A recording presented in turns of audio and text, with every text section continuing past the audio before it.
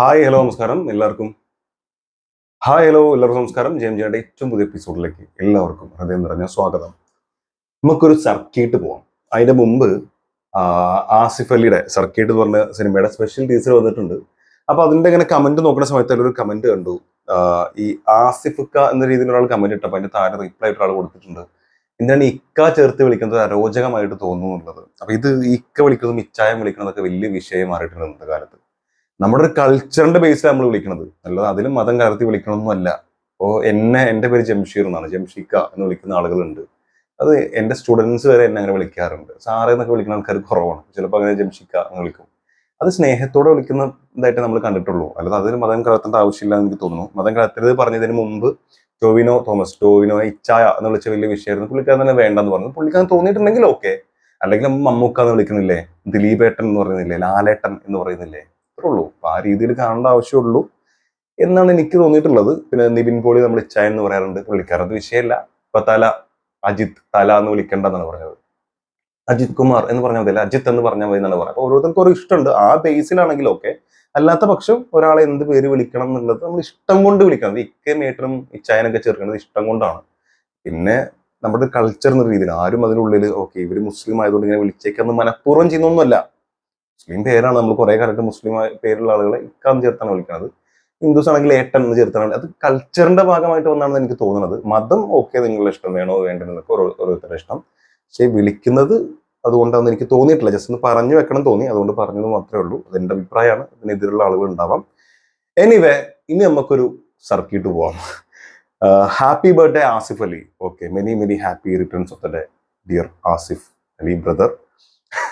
So Sarkeet Thamar, Govind Vasantha music, Ajith Vinayaka films. എന്തായാലും നമുക്കൊന്ന് കണ്ടു നോക്കാട്ടോ എങ്ങനെയുണ്ട് സംഗതി എന്നുള്ളത്. Let's watch. റെഡി? അങ്കിളെ അതെന്തുവാ? പണ്ട് ആകാശത്ത് നക്ഷത്രങ്ങളായിരുന്നു. നക്ഷത്രങ്ങള് രാത്രിയിൽ ഇങ്ങനെ താഴത്തേക്ക് നോക്കും. ആ സമയത്ത് താഴെ നിന്ന് അച്ഛനും അമ്മയൊക്കെ നക്ഷത്രങ്ങളെ ഇങ്ങോട്ട് വിളിക്കും. അത് കണ്ട നക്ഷത്രങ്ങൾ അവർക്ക് ഇഷ്ടപ്പെട്ട വീടുകളിൽ വന്നിറങ്ങി അവിടുത്തെ കുഞ്ഞുങ്ങളായിട്ട് ജനിക്കും. അങ്ങനെ വന്നിറങ്ങിയതല്ലേ ഞാൻ ഈയൊക്കെ ഭൂമിയിൽ.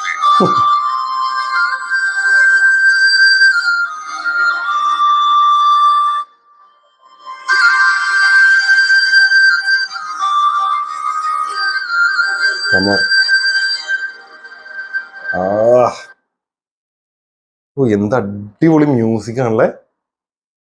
ഗോവിന്ദ് വസന്ത വേറെ ലെവൽ മ്യൂസിക് കേട്ടോ, പറയാതിരിക്കാൻ വയ്യ. എന്തൊരു ഫീൽ ഗുഡ്, ശരിക്കും ഫീൽ ഗുഡ്. ആ ആസിഫിന്റെ ഡയലോഗ് ആണെങ്കിലും പുള്ളി പറഞ്ഞുള്ള ഡയലോഗ്, ആ ബീജിഎം, പറഞ്ഞ ഒരു ഡയലോഗ് വെറുതെ ഡയലോഗ് പറയുന്ന പ്രസന്റേഷൻ മാത്രമല്ല, അതിലുള്ള ഒരു സംഗതി ഉണ്ടല്ലോ. ഞാനും നീയൊക്കെ പണ്ട് നക്ഷത്രങ്ങളായിരുന്നു, അപ്പൊ അമ്മമാരൊക്കെ ഇവിടുന്ന് ഇങ്ങനെ വിളിക്കും, അങ്ങനെ ഇറങ്ങിയതല്ലേ ഞാനും നീയൊക്കെ എന്ന് പറഞ്ഞ സാധനം. ആ കൺസെപ്റ്റ് ഭയങ്കര രസം. ഇതൊരു നല്ലൊരു ഫീൽ ഗുഡ് മൂവി ആകുന്നൊരു തോന്നൽ ഉണ്ട് ഇത് കാണുന്ന സമയത്ത്. ഇതിനു മുമ്പേ സർക്കിട്ട് എന്ന് പറയുമ്പോൾ ഇവർ പറയുന്നത് ഒരു ഇമോഷണൽ റൈഡാണ്. ഒരു ബ്രദറും ഇവരും തമ്മിലുള്ള ബന്ധം, ഒരു സുഹൃത്തും ഇവർ തമ്മിലുള്ള ബന്ധം, തുടങ്ങി ഒരുപാട് ബന്ധങ്ങൾ പറയുന്ന നല്ലൊരു നല്ലൊരു സർക്കിട്ട് തന്നെയാണ് ഈ സിനിമ എന്നാണ് എനിക്ക് തോന്നുന്നത്. നല്ലൊരു യാത്രയായിരിക്കും നമുക്കും എന്നാണ് തോന്നുന്നത്. നമ്മൾ ഈ പടം കയറി കഴിയുമ്പോൾ 2-2.5 മണിക്കൂർ നല്ലൊരു സർക്കിട്ട് പോകാം എന്ന് വിചാരിക്കുന്നു. സോ വീണ്ടും പറയുന്നത് ഗോവിന്ദ് വസന്ത, മാൻ, മ്യൂസിക് എന്ത് രസമാണ്.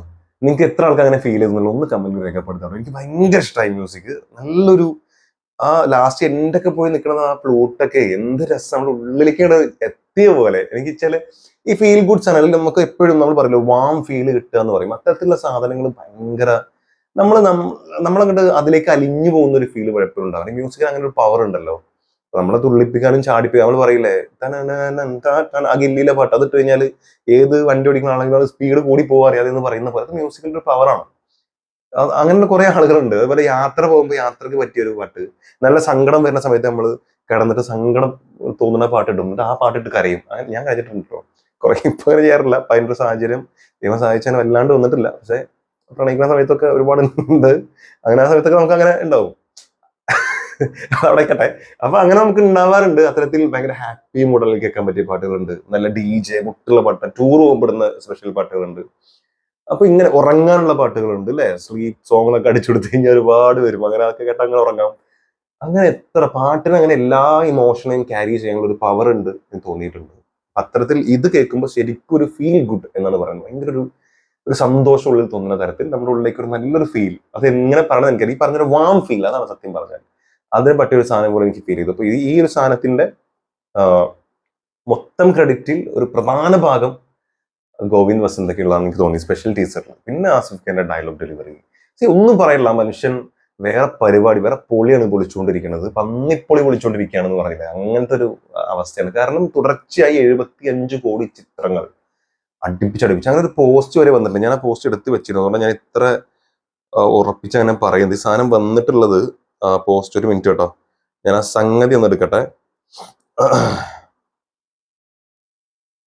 ഇത് എന്നാണ്, മനോരമ ന്യൂസ് ആണോ, മനോരമ ഓൺലൈൻ, ആ ന്യൂസിൽ വന്നിട്ടാണ്, തുടർച്ചയായി 75 കോടി ചിത്രങ്ങൾ, പരാജിതനിൽ നിന്നും വിജയനായകനായി മാറിയ ആസിഫ് അലി എന്നാണ് പറഞ്ഞിട്ടുള്ളത്. പ്രവചനാതീതമായ ടെസ്റ്റുകളിലൂടെ പ്രേക്ഷകരെ ആശയക്കുഴപ്പത്തിലാക്കുന്ന പ്ലോട്ടിൽ അനായാസമായി വേഷപ്പകർച്ച നടത്തി എന്നൊക്കെ പറഞ്ഞിട്ടൊക്കെ കുറെ കാര്യങ്ങൾ കൊടുത്തിട്ടുണ്ട്. ഇതിൽ കിഷ്കിന്താകാണ്ടുണ്ട്, അതുപോലെ പുള്ളിയെ പോലീസായിട്ട് വന്ന ഒരു സംഭവം ഉണ്ടല്ലോ, വേൾഡ് വൈഡ് ബിസിനസ് 75 കോടി എന്നൊക്കെ പറഞ്ഞാൽ കൊടുത്തിട്ടില്ല, അതുണ്ട്.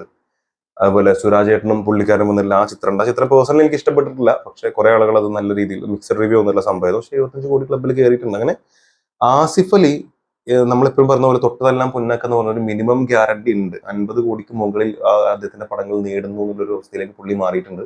പുള്ളി അർഹിച്ച വിജയമാണെന്ന് എപ്പോഴും തോന്നിയിട്ടുണ്ട്. കാരണം ഇതിനു മുമ്പ് ഇപ്പൊ കൂമനൊക്കെ എത്ര നല്ല സിനിമയാണ്, 100 കോടി ക്ലബ്ബിൽ കയറേണ്ട സിനിമയാണ് എനിക്ക് പേഴ്സണലി തോന്നിയിട്ടുണ്ട്. അപ്പൊ അത്തരത്തിൽ നല്ല സിനിമകൾ ചെയ്തിട്ടും ഇപ്പം കെട്ടിയോളാൻ എന്റെ മാലക എന്ത് കിടുന്ന സിനിമയാണ്, പക്ഷെ വേണ്ട രീതിയിൽ ഒരു ഇത് അതിൽ കിട്ടിയിട്ടുണ്ടോ എന്ന് തോന്നാറുണ്ട്. ആ സമയത്ത് വല്ല നിവിൻ പോളിയോ ടൊവിനോയോ ദുൽഖറൊക്കെ ആണെങ്കിൽ ഭയങ്കരമായിട്ട് അടിച്ചു കയറിയിട്ടുണ്ടാവും. സോ ഇദ്ദേഹത്തിന് എല്ലാവർക്കും ഇദ്ദേഹത്തിന് ഇഷ്ടമാണ്, ആർക്കും ഇദ്ദേഹത്തിന് ദേഷ്യമൊന്നുമില്ല. പക്ഷെ എന്താ അറിയില്ല എന്തുകൊണ്ടാണ് ആ കളക്ഷനിലേക്ക് ഇങ്ങോട്ട് എത്താത്തതെന്നുള്ള ഒരു തോന്നൽ പണ്ട് എനിക്ക് ഒരുപാട് ഉണ്ടായിട്ടുണ്ട്. പക്ഷെ ഇപ്പോ ഈ പറഞ്ഞ പോലെ ഒരു മിനിമം ഗ്യാരണ്ടിയിലേക്ക് എത്തി, അർഹിച്ച അംഗീകാരം, ഇപ്പോഴും അതിനേക്കാൾ ഇപ്പൊ കിട്ടുന്നേക്കാൾ അംഗീകാരം കിട്ടേണ്ടതുണ്ട് എന്നാണ് എനിക്ക് തോന്നുന്നത്. എന്നാലും ഏറെക്കുറെ നമുക്ക് തൃപ്തി നൽകുന്ന രീതിയിലുള്ള ഒരു അംഗീകാരത്തിലേക്ക് ആസിഫ് അലി എത്തിയിട്ടുണ്ട്. ഇതൊക്കെ ഞാൻ പ്രത്യേകം എടുത്തുകൊണ്ട് അദ്ദേഹത്തിന്റെ ബർത്ത്ഡേ ആണ്, അതുകൊണ്ട് അദ്ദേഹത്തിന്റെ ഇതെനിക്ക് ഇന്ന് പറയണം തോന്നി. ഒരിക്കലും പുള്ളി കാണാനോ കേൾക്കാനോ പോകുന്നില്ല, പക്ഷെ എനിക്ക് ഭയങ്കര ആഗ്രഹമുള്ള ഒരു കാര്യമാണ് ആസിഫ് അലിയെ നേരിട്ട് കാണുകയും പുള്ളിക്കാരോട് പറയണം, നിങ്ങളെ സമ്മതിച്ചിരിക്കണം, നിങ്ങളൊരു രണ്ടാമത്, അതായത് ഇങ്ങനൊരു പടം എന്താ പറയാ വളരെ പിറകിൽ നിന്നിട്ട് അത് മനസ്സിലാക്കി, ആളുകൾ നമ്മളെ മോശം പറഞ്ഞത് മനസ്സിലാക്കി, ഞാൻ ഇങ്ങനെയല്ല, എനിക്ക് രണ്ടാമത് റീസ്റ്റാർട്ട് ചെയ്യാൻ പറ്റും എന്ന് തിരിച്ചറിഞ്ഞ അയാളെ തന്നെ രണ്ടാമത് മോൾഡ് ചെയ്തെടുത്തിരിക്കുന്ന ഒരു അവസ്ഥയുണ്ട്. അതൊരു വൻ കംബാക്ക് ആണ്. ശരിക്കും യഥാർത്ഥ കംബാക്ക് നടത്തിയിരിക്കുന്നത് എനിക്ക് തോന്നുന്നു ആസിഫ് അലിയാണ്. അപ്പൊ അതൊന്ന് പുള്ളിക്കാരോട് പറയണമെന്നുണ്ട്. അപ്പോൾ എന്തായാലും നല്ല സിനിമയാവട്ടെ സർക്കിട്ട്. നിങ്ങളുടെ അഭിപ്രായം കമന്റ് രേഖപ്പെടുത്തും. Thank you.